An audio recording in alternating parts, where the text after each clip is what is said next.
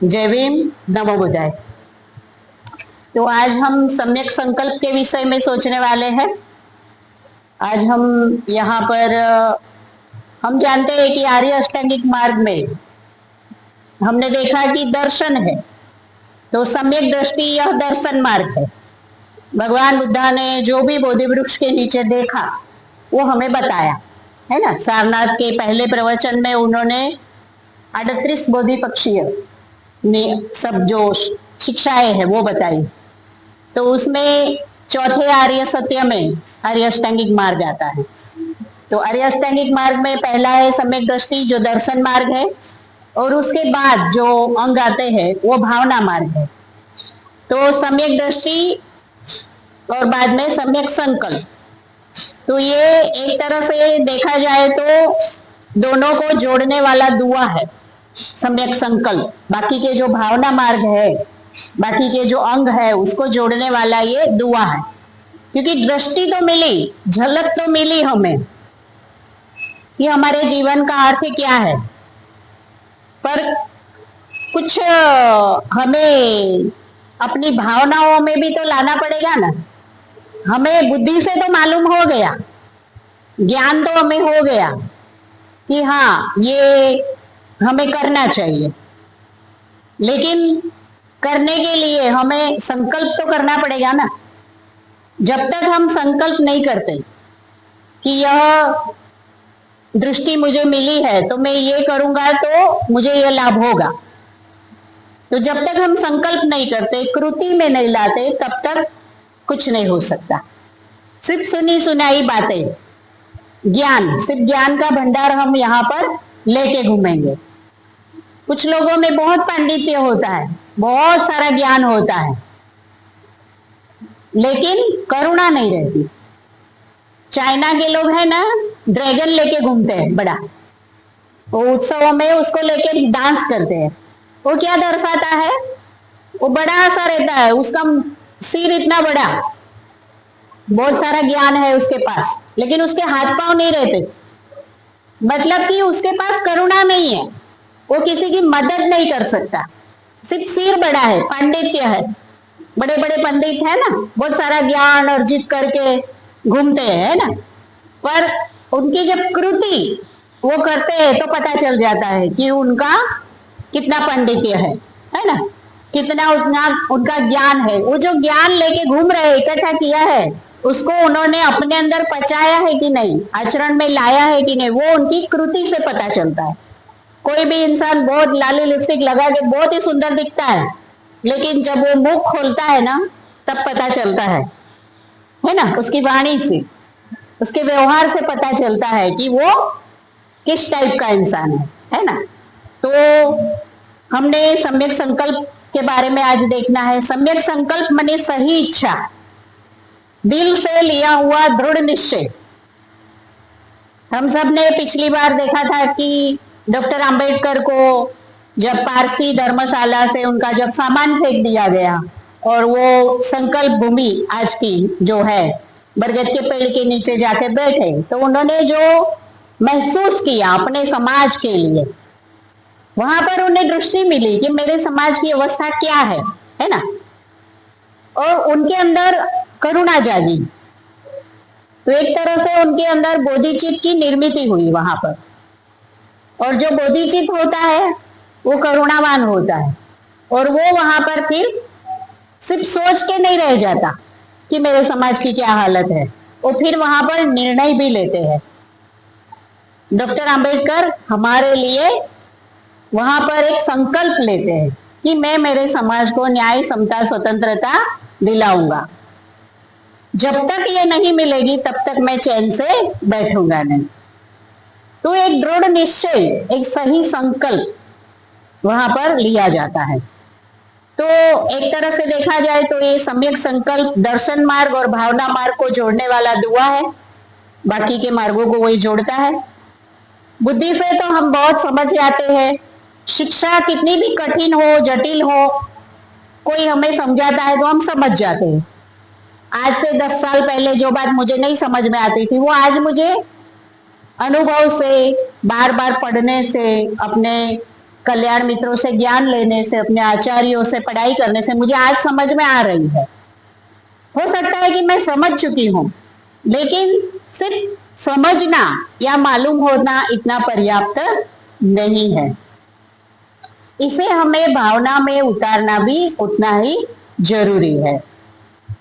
तो विचार केंद्र से हमें भावना केंद्र की ओर जाना है और भावना केंद्र से हमें कृति की ओर जाना है। हमें कृति भी करनी है। ऐसा नहीं कि हम यहाँ पर सुन रहे हैं, बार बार हम अष्टांग मार्ग के सभी अंग सुन रहे हैं, लेकिन सुन के हम दिमाग में भर के नोटबुक में लिख के रख देंगे तो उसका कोई लाभ है क्या? तो उसको हमें अपने चिंतन में लाना होगा कि मैंने क्या सुना था, अमोघदर्शिनी ने मुझे क्या बताया था। तो उसका चिंतन करो कि उसमें से कौन सी बात मुझे फायदा पहुंचाएगी, मुझे निराशा से आशा की तरफ ले जाएगी, है ना, उत्साह की तरफ ले जाएगी, मुझे द्वेष से मैत्री की ओर ले जाएगी। तो वो हमें चिंतन करना है और चिंतन करने के बाद हमें उसको अपनी भावनाओं में भी लाना है। तो इस तरीके से हम अपनी भावनाओं में ला सकते हैं। भावना अगर प्रबल नहीं रही हमारी कुछ करने की, तो हम अपने ध्येय तक नहीं पहुंच सकते। बाबा साहब ने जो संकल्प लिया वो दृढ़ निश्चय था उनका, उनकी भावना प्रबल थी, तो हम अपने ध्येय तक नहीं पहुंच सकते।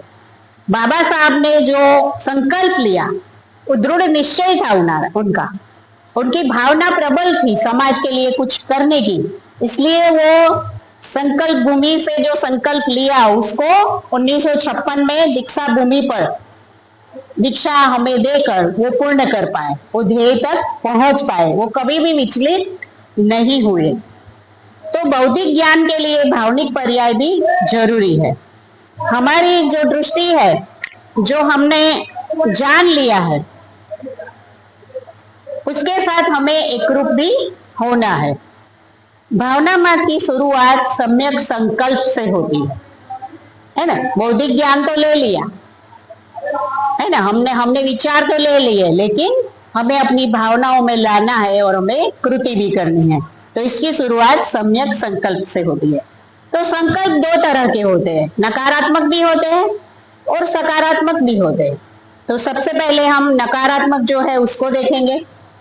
तो सबसे पहला है नेक्खम्म, यानी कि अनिच्छा, त्याग करना, छोड़ने की इच्छा करना। अब जब हमें धीरे धीरे बुद्ध के प्रति, धम्म के प्रति श्रद्धा निर्माण हुई है, तो हम समझने लगे हैं कि क्या करना हमारे लिए उचित है और क्या करना हमारे लिए अनुचित है, कौन सी बात मेरे लिए कुशल है और कौन सी बात मेरे लिए अकुशल है। तो जब हम समझने लगते हैं और हम चीजों को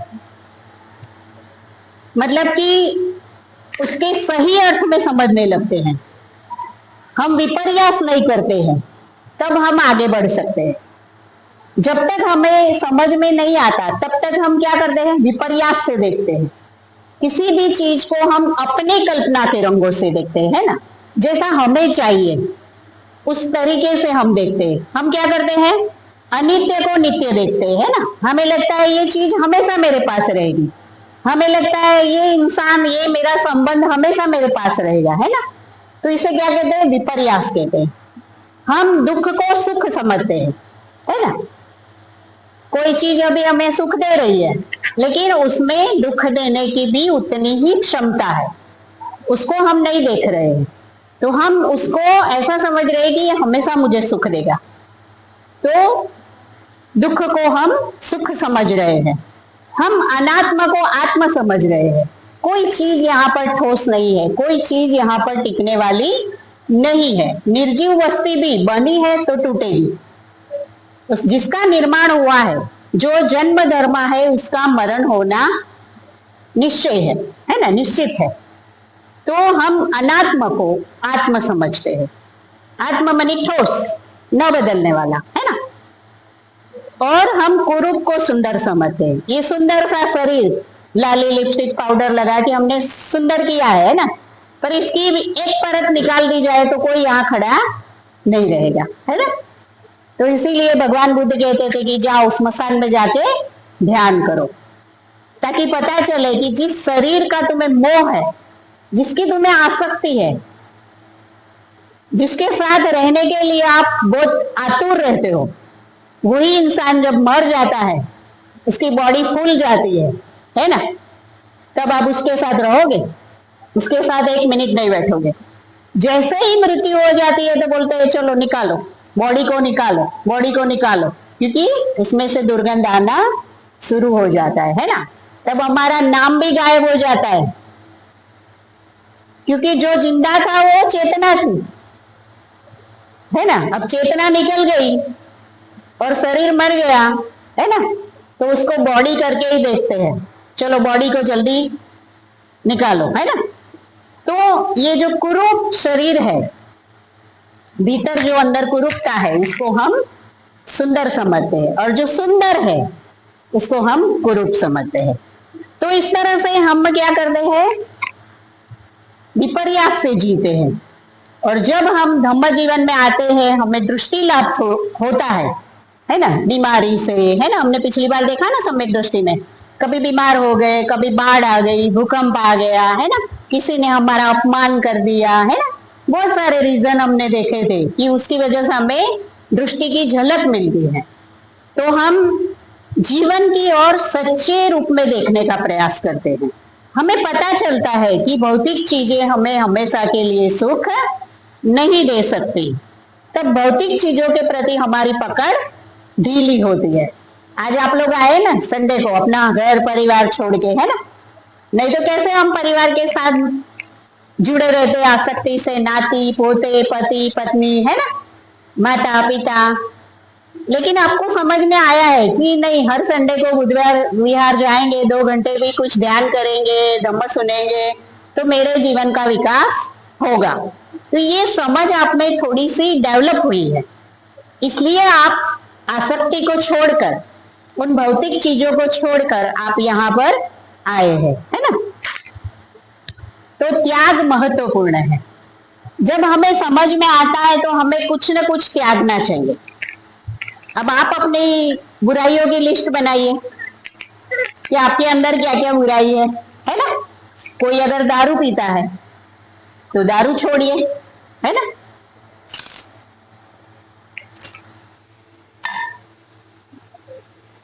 कोई सिगरेट पीता है तो सिगरेट छोड़िए।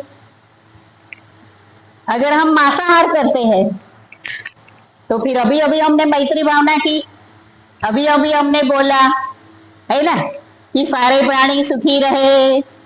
अब मुर्गा भी उसी प्राणी में ही आता है ना, बकरा भी प्राणी में ही आता है, मछली भी प्राणी में ही आती है।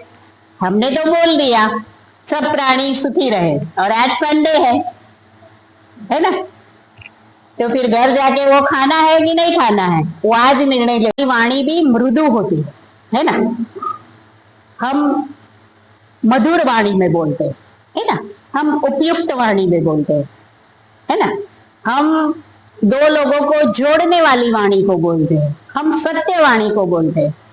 हमारे जीवन में बहुत सारे सकारात्मक बातें निर्माण होती है। हम द्वेष से परे जाते हैं, हमारा मन मैत्रीपूर्ण हो जाता है, हमारी मित्रता बढ़ती है। हम सब यहाँ पर है, किसी को नहीं जानते थे, है ना, कौन अलग अलग स्टेट से है सब, है ना। हम अगर बौद्ध नहीं होते तो हम एक दूसरे को नहीं जानते।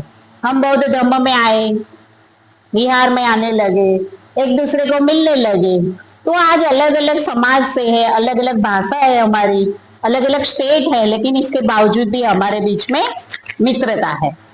तो ये कैसे निर्माण हुई? द्वेष दूर करने से, धम्म में आने से, है ना।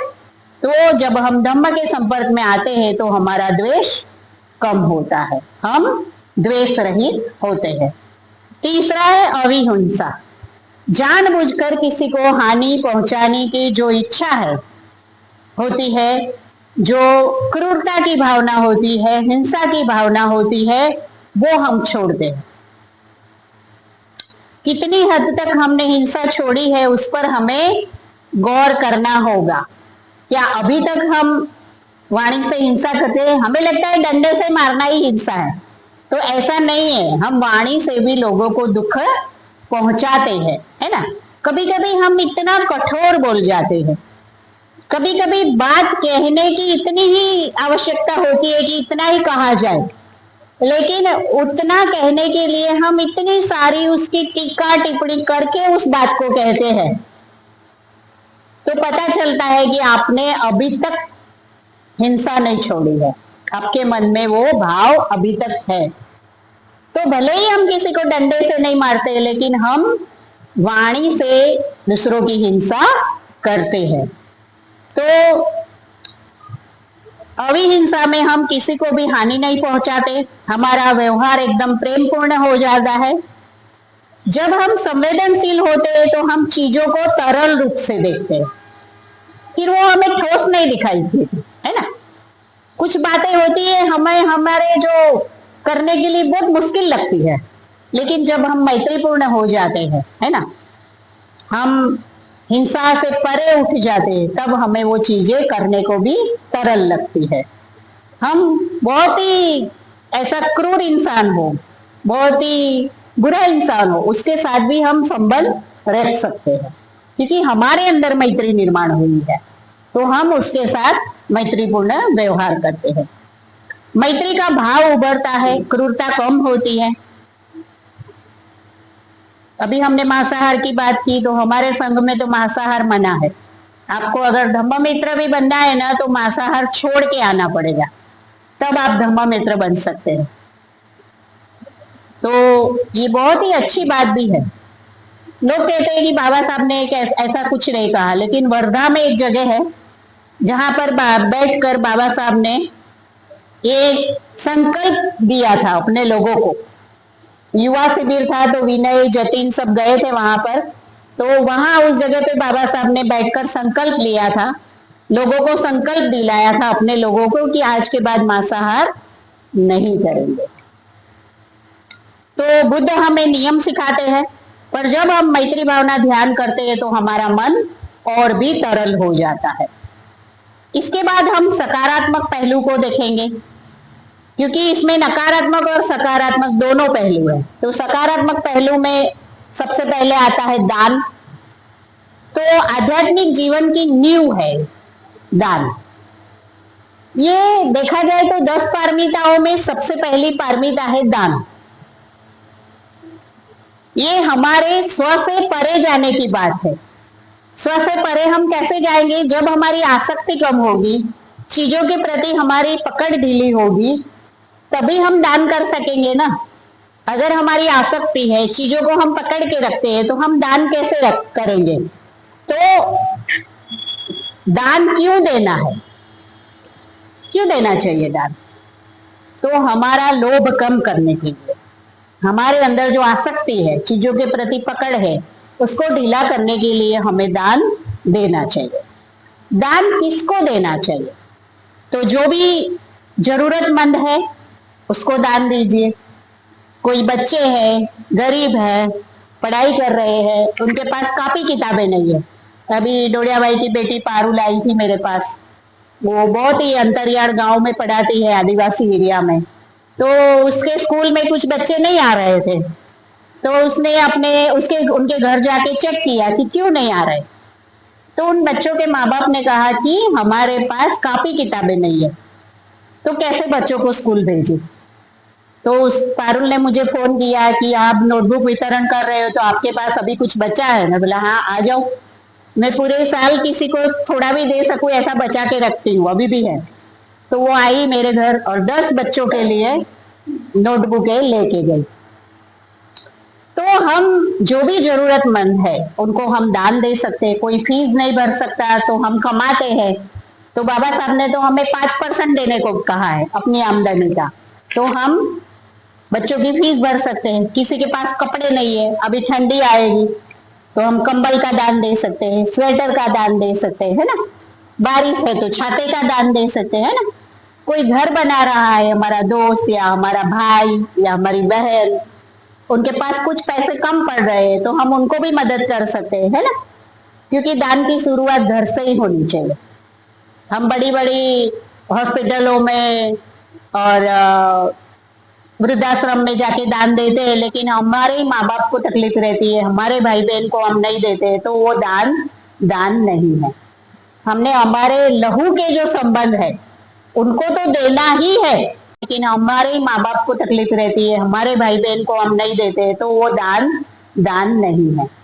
हमने हमारे लहू के जो संबंध है उनको तो देना ही है, वो चाहे दे या न दे, उनको तो हमें सबसे पहली मदद करनी है, और उसके बाद हमने बाहर भी जरूरतमंद लोगों को देना है। तो कौन सा दान सर्वश्रेष्ठ है? तो भगवान बुद्ध ने बताया धम्म दान सर्वश्रेष्ठ है। खाना तो आप एक दिन दोगे, दूसरे दिन जरूरत पड़ेगी, कपड़े भी दूसरे दिन, 1 महीने 2 महीने 6 महीने चलेंगे, है ना। लेकिन धम्म दान ऐसा है कि जिनसे जीवन बदल जाता है। बाबा साहब ने संविधान दिया, संविधान में सारे अधिकार दिए, लेकिन उसके बावजूद भी उन्होंने हमें धम्म दिया, क्योंकि धम्म हमारे विचारों को बदलता है, और जब हमारे विचार बदल जाते हैं, हमारे अंदर आत्मविश्वास आता है, तो हम कुछ भी कर सकते हैं। बाबा साहब ने हमें रोटी कपड़ा नहीं दिया, वो तो संविधान के माध्यम से दे दिया था, लेकिन हमें धम्म दिया। तो धम्म दान सर्वश्रेष्ठ है, क्योंकि विचारों से इंसान का जीवन बदलता है ना। क्योंकि अभी तक बाबा साहब किस वजह से जिंदा है? उनके विचारों की वजह से। हमारे पास जो भी है उसमें औरों को सम्मिलित करें। ऐसा नहीं है कि जो भी कुछ है वो मेरे लिए ही है। तो आप पर भेद से ऊपर उठने में हमें ये मदद करता है। तो हमें क्या क्या दान देना चाहिए? तो ज्ञान, अपना ज्ञान है वो दान दीजिए, समय दान दीजिए, है ना, श्रम दान कीजिए। या बुद्ध विहार है, यहाँ पर कुछ अभी देखो पंखे गंदे हैं तो पंखे साफ कर सकते हैं, है ना। यहाँ पर आके सवेरे झाड़ू लगा के दरिया बिछा सकते हैं, है ना। तो श्रम दान कीजिए, वस्तुएं दान कीजिए। आपके पास कुछ चीजें पड़ी है, हमारी क्या आदत रहती है, हम अभी दिवाली आएगी ना तो सब माड़िए में से सब चीजें उठाएंगे, उतारेंगे, साफ सुफ करेंगे। हमें मालूम है वो 1 साल से पड़ी है, 10 साल से पड़ी होगी, फिर उसको साफ करके फिर उसको ऊपर रख देंगे। हमें मालूम है आने वाले 10 साल तक नहीं काम में लगने वाली, लेकिन हम किसी को देते नहीं है, क्योंकि हमारी आसक्ति है, हमारी पकड़ है जो डिली नहीं हो रही है। तो बनते कहते हैं कि लिस्ट बनाइए, कौन सी चीजें आपके घर में पड़ी है जो कई सालों से इस्तेमाल नहीं हुई है। आपके कपड़े हो सकते हैं, आपके कुछ बर्तन हो सकते हैं। मेरे मालिये में आप देखोगे कुछ भी नहीं है, खाली है।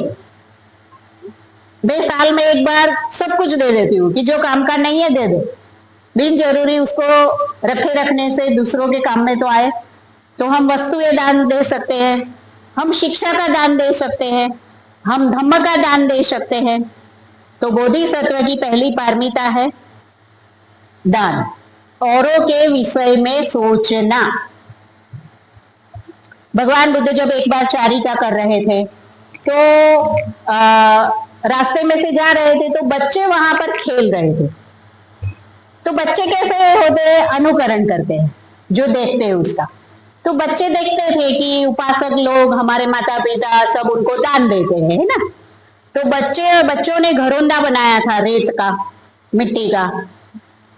तो दूर से भगवान बुद्ध के संघ को आते हुए देखते हैं, तो फिर बच्चे का जो मुखिया रहता है वो दूसरे बच्चों को बोलते हैं कि देखो भगवान बुद्ध का संघ आ रहा है, हम भी आज कुछ दान देंगे। तो वो बच्चे को बोलते हैं कि जाओ कोठार में से चावल लेके आओ। तो वो बच्चे जाते हैं और कोठार में से चावल लेके आते हैं और भगवान बुद्ध के भिक्षा पात्र में डाल देते हैं। असल में वो मिट्टी रहती है, उन्होंने मिट्टी को, ये चावल है ना, बच्चे खेलते हैं ना घरोंदा, तो वो मिट्टी भगवान बुद्ध के पात्र में डाल देते हैं। भगवान बुद्ध चारिका पूरी करके अपने आश्रम जाते हैं। फिर आनंद बोलते हैं कि भगवान आपने तो ये ले लिया, अब इसका क्या करें। तो बोले ये तो मिट्टी है। तो भगवान बोले कि हमारे लिए ये मिट्टी है, उन बच्चों के लिए तो ये चावल ही है ना, उन्होंने हमें चावल दान दिए। तो वो बोले आनंद, अभी इसको ना मैं जहां बैठता हूँ वहां पर उस मिट्टी को गीला करके पोत दो। तो वो वहां पर उसको पोत देते हैं। तो दान देने का भाव निर्माण होना, ये सबसे बड़ी बात है। तो हमारे अंदर ये भाव निर्माण होता है। तो दान कैसे दे?